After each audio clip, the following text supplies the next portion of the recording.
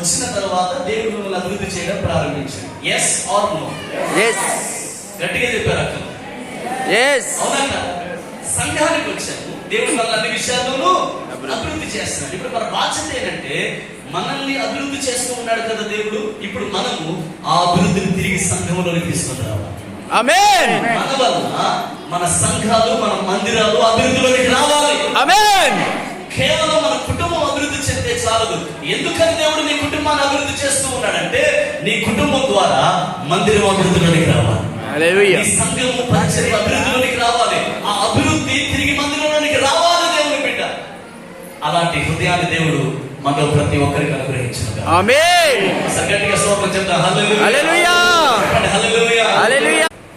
దావీదు అంచెలంచెలుగా ఎదిగాడు. సౌలు ఎంత కులుకున్నా దావీదు ఎదిగాడు. మనుషులు ఎంత వ్యతిరేకించినా దావీదు